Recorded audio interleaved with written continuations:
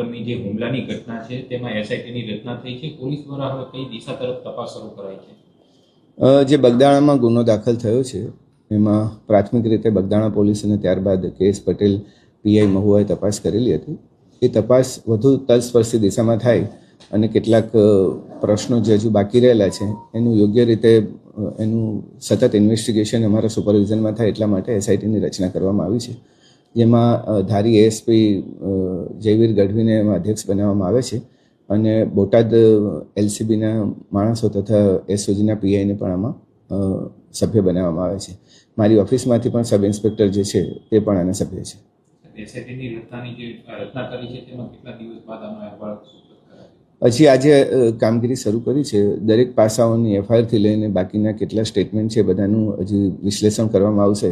કેટલા પુરાવા પ્રાપ્ત થયા છે અને કયા પુરાવા હજુ લેવાના બાકી છે તેનું ટોટલ વિશ્લેષણ કરીને ચોક્કસપણે ઘટના કેવી રીતે ઘટી એનું બીજા સંયોગિક પુરાવા શું છે તમામ એકત્રિત કરવા માટે અત્યારે ટીમ કાર્યરત છે.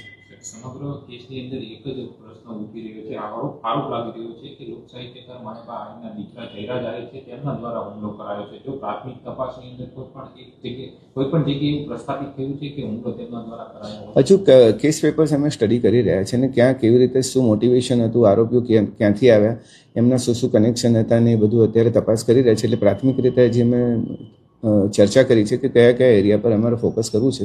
થોડું તપાસ આગળ વધ્યા બાદ જ હું આમાં બતાવી શકીશ. સર, મહુવા ડીવાયએસપી છે તેનો ચાર્જ લઈ લેવામાં આવ્યો છે, હવે કોણ તપાસ એના સ્થાને રહેશે? એ વહીવટી સરળતા માટે કરવામાં આવ્યું છે, કેમ કે નવા ડીવાયએસપી બે નવા ડીવાયએસપી હાજર રહ્યા છે.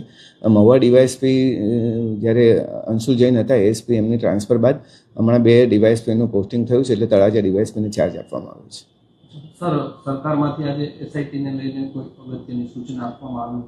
એસઆઈટીની રચના અત્યારે અહીંયાથી થઈ છે. આઈજી ઓફિસે અમે નક્કી કરેલું હતું કે આની તલસ્પર્શી તપાસ થવી જોઈએ અને મારા લેવલ પર અમે નક્કી કર્યું છે કે હવે તપાસ મારા સુપરવિઝનમાં થાય. સર, ફરિયાદી છે નવનીત બાલદિયા, તેનું કેવું છે કે જે બગદાણાનું એક ગેસ્ટ હાઉસ આવેલું છે ત્યાં પણ આરોપી લાંબો સમય સુધી રોકાયા હતા, તેના સીસીટીવી ફૂટેજ છે તે પણ ડિલીટ થઈ ગયા છે, પોલીસ સહકાર નથી આપતી તેવું કહ્યું. ના, હવે આવા પ્રશ્નો નહીં રહે. અમે તમામ તલસ્પર્શી બાબતોની તપાસ કરીશું.